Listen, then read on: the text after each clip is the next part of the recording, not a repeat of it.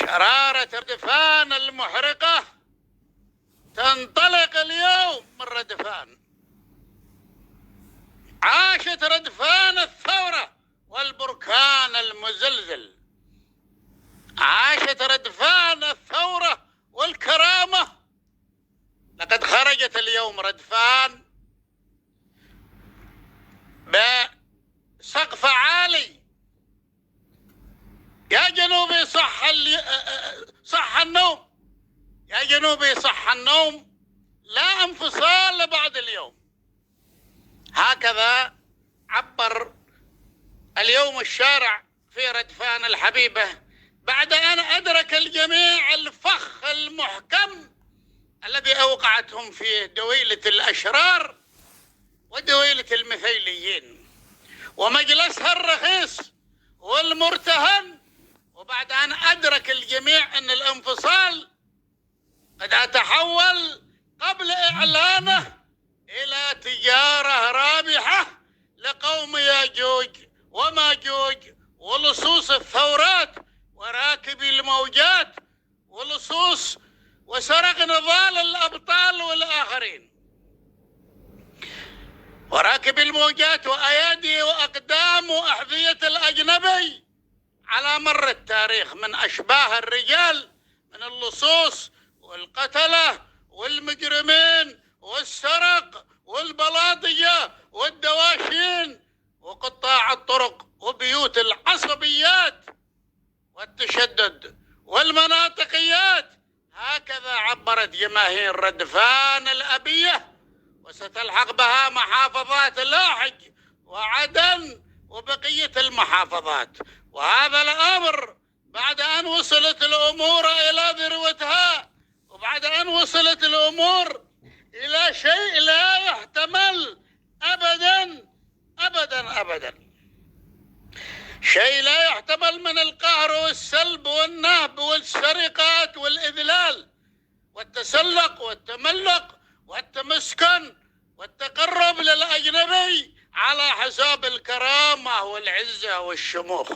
عشتم يا أبناء ردفان الحرة، عشتم يا أحفاد الذئاب الحمر، كل هذا على حساب السيادة والتاريخ. وبعد أن رأى الناس أن علم الجنوب وشعار الانفصال قد أصبح تجارة رابحة لعديمي الشرف والكرامة والإنسانية والغيرة الذين جعلوها غطاء لكل الجرائم الفظيعة والقهر والإذلال والقتل والاغتصاب وإرعاب الناس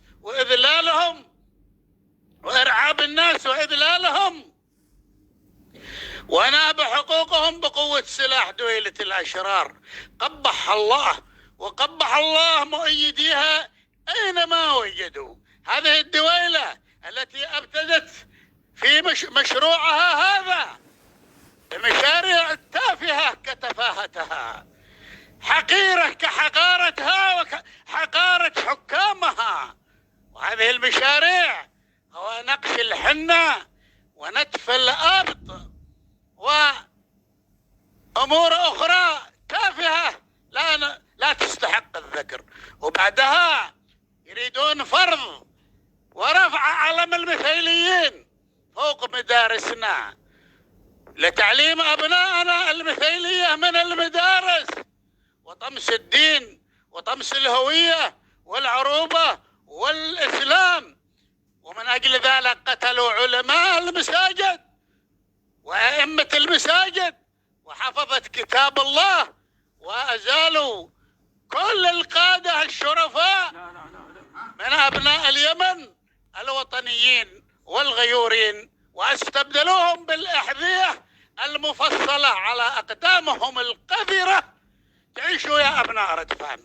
وأنا على تواصل كبير مع أبناء ردفان، يتواصلوا معي بالمئات ونحن نؤيدهم، ومن زمان نقول لهم إن عليهم الثورة، لأن ردفان هي من أطلقت أول شرارة في 14 أكتوبر ضد أعتى قوة استعمارية على وجه الأرض، بريطانيا الملعونة مشاريعها الخبيثة في العالم العربي والإسلامي. ثورة يا أبناء ردفان، ثورة يا أبناء ردفان الكرام.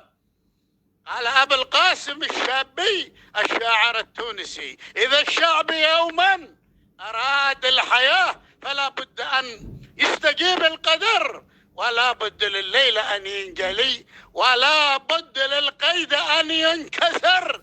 تحية لكم يا أبناء ردفان من كل أحرار اليمن. واصلوا الثورة وستواصلها معكم عدن ولحج وأبين وبقية المحافظات قبل أن يصبح أبناءكم جميعا مثيليين، وقبل أن يصبح أبناءكم جميعا يقتلوكم ويقتلوا أمهاتهم من تأثير الشابو والمخدرات والحشيش والأفيون والسكر. والسلام عليكم ورحمة الله وبركاته. علي حسين البقيري. ثورة حتى الناصر. الله أكبر، الله أكبر، الله أكبر. عاشت اليمن موحدة.